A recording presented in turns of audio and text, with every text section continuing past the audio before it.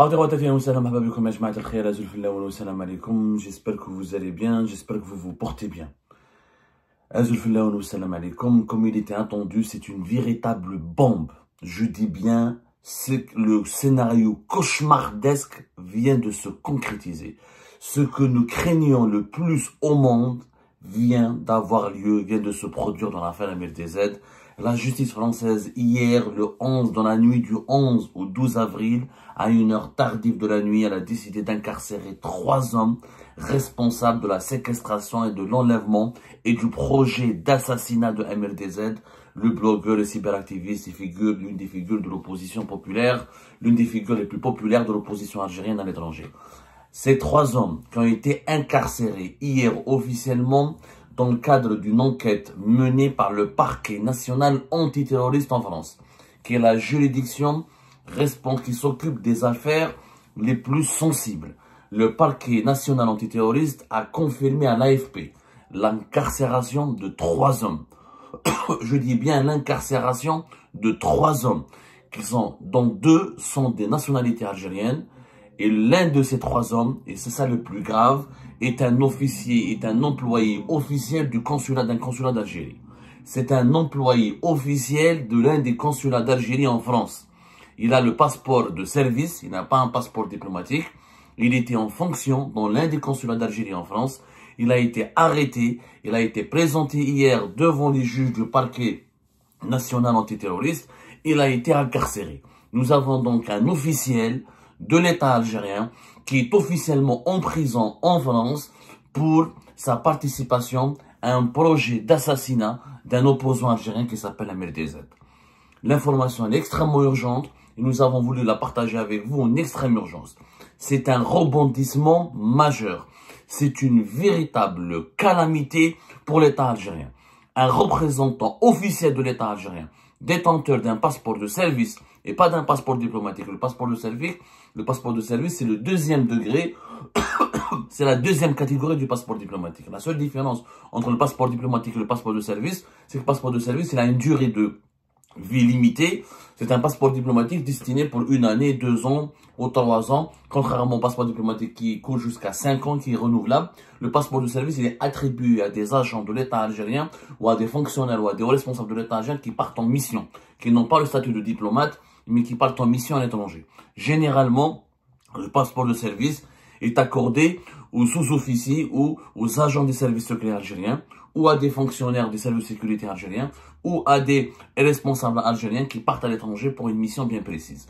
Ce monsieur qui est en prison qui a été incarcéré dans la nuit du 11 au 12 avril 2025 est un représentant officiel de l'État algérien.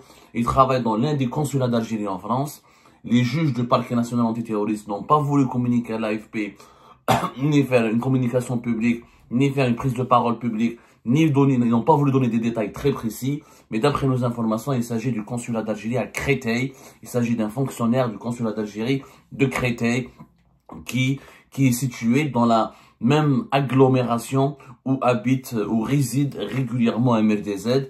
Et l'enquête menée par la DGSI en France, ça veut dire les services secrets français, le renseignement intérieur français, les responsables qui est l'agence, qui est le service de renseignement responsable du contre-espionnage, ont conclu l'implication du consulat d'Algérie. Un consulat d'Algérie a été impliqué dans cette enquête puisque des mesures au cours de l'enquête, des mesures de bornage téléphonique ont mené directement, il y a eu des communications, des échanges entre les commanditaires de l'opération de séquestration et d'assassinat et d'enlèvement de MLTZ, les échanges ont commencé depuis un consulat d'Algérie, en toute vraisemblance, selon nos sources, il s'agit du consulat d'Algérie à Créteil.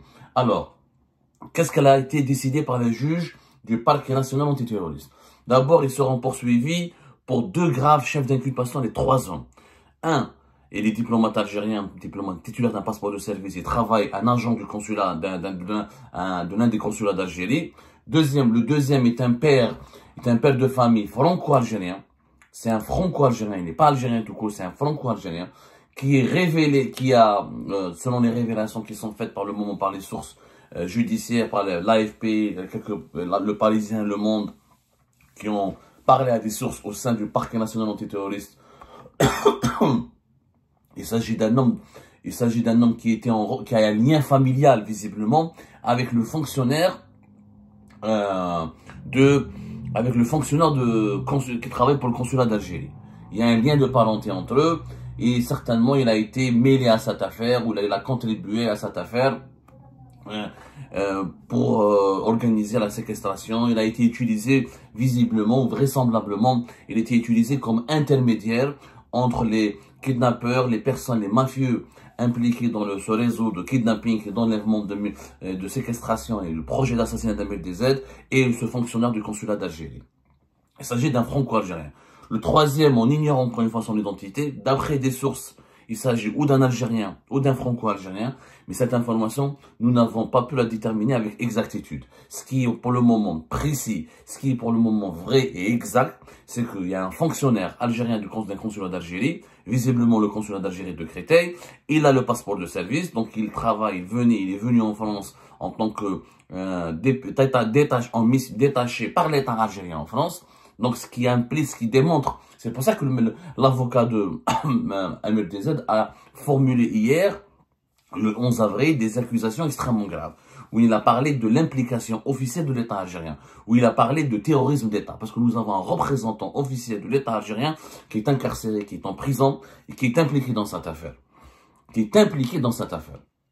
Donc, l'analyse du bornage téléphonique a notamment mené les enquêteurs de la DGSI jusqu'au consulat d'Algérie. C'est-à-dire que ce fonctionnaire a été arrêté par la DGSI, par les enquêteurs de la DGSI, la Direction Générale de la Sécurité Intérieure, parce qu'il y a eu des preuves matérielles, qu'il y a eu des échanges, qu'il y a eu des contacts entre les personnes qui ont organisé l'enlèvement, le projet d'assassinat de Ahmed Dezed et lui-même, et cet officiel de l'État algérien. Alors, les deux graves chefs d'inculpation pour lesquels ces trois personnes ont été placées en détention.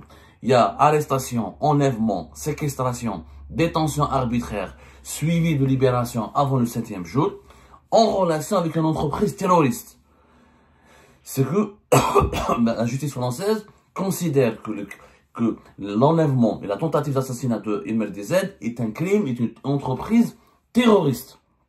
La deuxième chef d'inculpation, participation à une association de malfaiteurs terroristes criminels.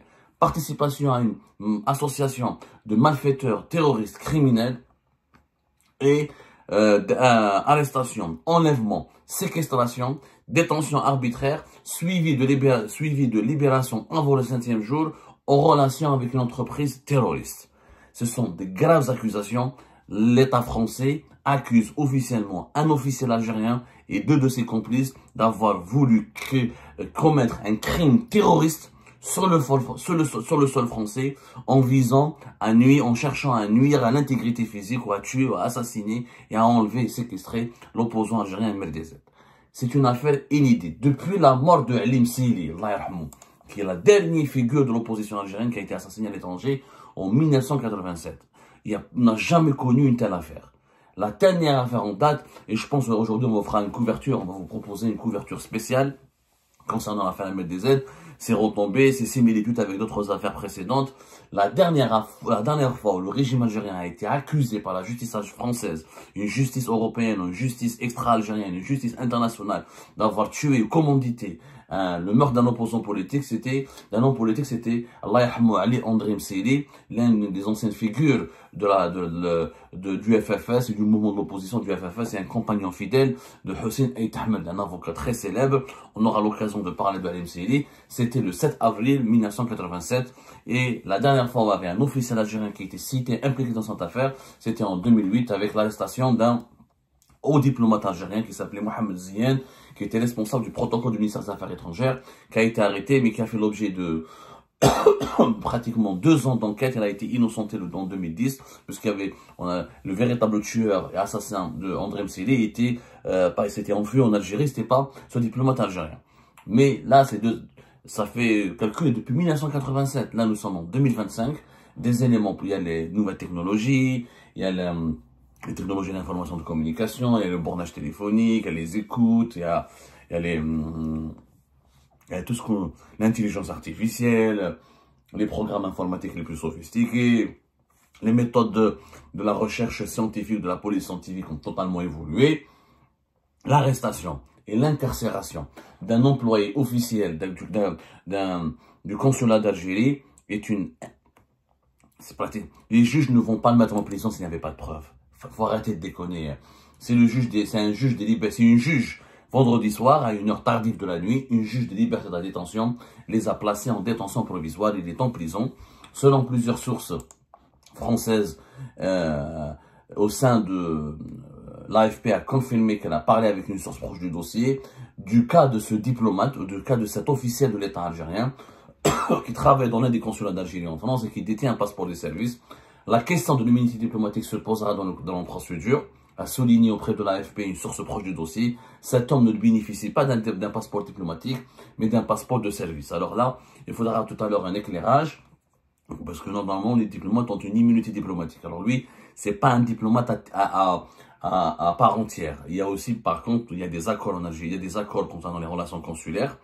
La convention de Vienne de 1963, ou 1964, concernant les relations consulaires. Et il y a ce qu'on appelle ça, voilà, la convention de Vienne de 1963, il y a des conventions bilatérales entre l'Algérie et la France. Les titulaires, les agents consulaires bénéficient d'une certaine protection, qui n'est pas aussi forte qu'une immunité. Et cette protection, elle tombe, elle est supprimée quand il s'agit d'un certain nombre de crimes graves, quand il y a des crimes. C'est vrai qu'un diplomate, il est protégé, mais quand il s'agit, si son implication, donc sa participation à un crime grave est avérée, son arrestation, elle est possible, elle est légitime, et l'État pour lequel travaille ce diplomate se doit d'enlever lui-même d'abord l'immunité diplomatique de son agent. Mais on ne va pas se précipiter sur ce dossier, on va vous faire une émission très spéciale, très approfondie, pour comprendre le cas d'un diplomate qui est arrêté, ou d'un agent consulaire qui est arrêté pour un crime crapuleux. Parce que là, on parle de crime terroriste, de crimes crapuleux, de tentative d'assassinat, de séquestration et d'enlèvement. Donc, il n'est pas possible de maintenir l'immunité diplomatique ou la protection consulaire au profit d'un agent ou d'un fonctionnaire d'un État étranger qui a participé ou qui a contribué à commettre un crime terroriste sur le sol du pays où il est censé travailler, où il est censé respecter la loi. Donc, c'est un cas inédit. Il y aura des interprétations juridiques, il y aura des divergences, une pluralité de points de vue qui vont être exprimés sur ce cas-là. Il y aura surtout une mise en cause de l'État algérien qui, pour le moment, ne s'est pas exprimé. L'État algérien ne peut plus rester silencieux. Aujourd'hui, l'État algérien, il est officiellement impliqué dans l'affaire MLDZ. Classe. Kachadra, un agent officiel du consulat d'Algérie. Le ministère algérien des Affaires étrangères, s'il ne réagit pas aujourd'hui, c'est qu'il est complice. S'il ne donne pas des précisions aujourd'hui, c'est qu'il est complice. Là, vous ne pouvez pas vous taire. Je vais appeler, on va tarabuster tout le monde. Il faut que les autorités algériennes nous disent la vérité. Qui a ordonné à ça? Parce que maintenant, l'enquête va aller plus loin. Les juges du parquet national antiterroriste ne sont pas cons. Personne ne va croire que c'est un simple agent d'un consulat d'Algérie à Créteil ou dans la région parisienne qui a décidé tout seul de recruter des intermédiaires et de payer des bandits pour l'assassiner, pour enlever ou kidnapper un MLDZ. Personne ne va croire à ce scénario. C'est pas un simple agent d'un consulat d'Algérie qui va faire un officier, peut-être c'est un officier des services secrets algériens. On va avoir son nom plus tard, on va avoir son identité, on va essayer de comprendre de qui il s'agit. C'est une affaire pour le moment très sensible.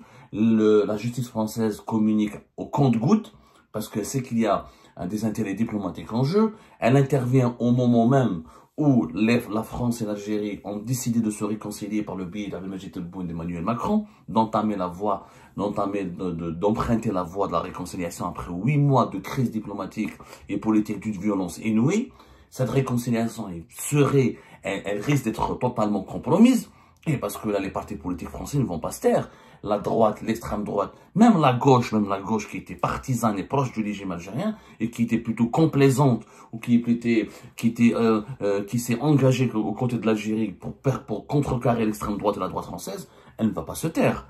Là, on parle d'un projet d'assassinat, on parle d'une entreprise terroriste, on parle d'enlèvement, de séquestration, détention arbitraire en relation avec une entreprise terroriste qui implique un agent d'un État étranger. Là, personne ne va défendre le régime algérien. Personne ne pourra. Là, on parle de meurtre. Voler un téléphone, agresser, voler une voiture, menacer. On parle d'enlèvement et de meurtre et d'entreprises terroristes. Là, l'Algérie va perdre, le régime algérien plutôt va perdre tous ses soutiens. Ou il nous dit la vérité, est-ce que cet agent a agi de façon isolée? Personne n'en est convaincu, personne ne va croire à cette histoire. L'État algérien devrait s'exprimer, devrait rapidement s'exprimer, une enquête interne en Algérie devrait être diligentée en extrême urgence, parce que de toute façon la justice française va faire une commission rogatoire. N'oublions pas que les crimes terroristes, il y a des mandats d'arrêt internationaux, il y a des fiches Interpol, il y a la justice internationale, il y a des instances internationales qui pourraient condamner l'État algérien, qui pourraient mettre de la pression sur l'État algérien, qui pourraient exercer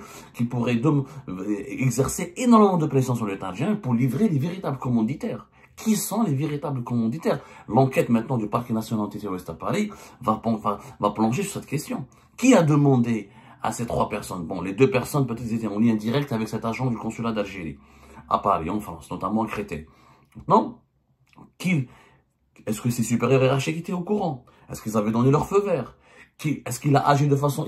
Personne ne va croire à l'idée, parce que je pense que maintenant, l'attitude la plus raisonnable de la part de la hiérarchie, de la tutelle de cet agent consulaire, serait de dire, ah, on n'est pas au courant, on n'a pas cautionné son comportement, il a agi tout seul, c'est lui qui a recruté ses mafieux, c'est lui qui a entrepris les démarches tout seul pour mettre en place ce projet d'assassinat, de kidnapping. Mais personne ne va croire à cet argument. En Algérie, un agent wahdo dans un consulat à Paris va prendre l'initiative tout seul de programmer l'assassinat et l'enlèvement d'un opposant. C'est pas possible. Personne ne va croire à personne ne va croire à cet argument. Donc, il va y avoir une mise en accusation, il va y avoir tous les projecteurs des caméras de tous les médias internationaux, de l'appareil judiciaire français et des médias français et des médias internationaux, parce que cette affaire va devenir une affaire internationale, parce qu'Ahmed Dezed il a une autorité, et puis c'est l'une des rares affaires durant ces 10 ou 20 dernières années où un régime arabe maghrébin a tenté d'assassiner à l'étranger l'un de ses opposants. Ce genre d'affaires se produisait dans les années 70, les années 80. Mais depuis le début des années 2000, ce genre de pratiques ont quasiment disparu. Les dictatures, en tout cas les dictatures du monde arabe, notamment du monde arabe du continent africain, avaient vraiment enterré ces pratiques archaïques et dangereuses. Parce que il y a dans le monde aujourd'hui, le monde des réseaux sociaux, le monde de l'intelligence artificielle, le monde des médias libres, etc. La parole s'est complètement libérée. On ne peut pas entreprendre un tel acte grave les risques sont énormes. Les risques d'une compromission de l'État et d'un retour et d'un effet boomerang et d'effets désastreux sur l'image, l'honneur et l'intégrité morale de l'État qui commandite une opération de meurtre, d'assassinat de l'un de ses opposants sont énormes. Du coup, les régimes dictatoriaux ont généralement, ces dernières années, renoncé à ce genre de pratiques. Chef, dans l'affaire Khashoggi, en Arabie Saoudite, ce qu'elle a fait, rappelez-vous, ça a 4-5 ans. 4-5 ans. Bon, Khashoggi, c'est plus grave. Il a été découpé, etc. Jamais Khashoggi, c'est en 2018. Il a été découpé en morceaux, etc. C'était un crime horrible. Là, on n'en est pas encore. C'est l'affaire Ahmed Dezed est diamétralement différent, je suis d'accord. Mais là, il y a des preuves. Il y a l'implication d'un agent officiel. À l'époque de Jamal Khashoggi, la Turquie n'avait pas arrêté directement dans les jours qui suivent un agent du consulat d'Arabie Saoudite. Là, c'est un agent d'un consulat d'Algérie en France qui a été arrêté, qui a été incarcéré. Sa maison a été perquisitionnée et, encore une fois, il est détenteur d'un passeport de service. Il était donc en mission officielle en France. Quelle était sa mission et qui lui a demandé de planifier cette opération d'assassinat et de séquestration d'enlèvement d'Ahmed Dezed? Le feuilleton ne vient que de commencer. L'affaire Ahmed Dezed sera un feuilleton terrible. Ses conséquences seront désastreuses pour l'image de l'Algérie. Abdelmajid Tebboune devrait franchement à sa place convoquer une réunion d'urgence et demander des comptes et des explications, parce que ça risque de lui arriver jusqu'à lui.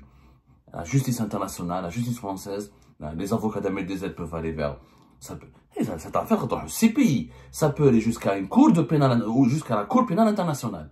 Parce que là, on a essayé d'assassiner une personnalité publique via des agents attitrés de l'État algérien à l'étranger. C'est extrêmement grave. J'appelle à les autorités algériennes à une réaction saine, diligenter une enquête interne en urgence en Algérie et présenter un communiqué en urgence pour nous donner leur version des faits et adopter des mesures en urgence ou présenter des excuses à MLDZ ou sanctionner les personnes qui ont été à l'origine de cette extrême, grave et irrationnelle et folle tentative d'assassinat perpétrée ou préparée contre un opposant algérien qui s'appelle MLDZ.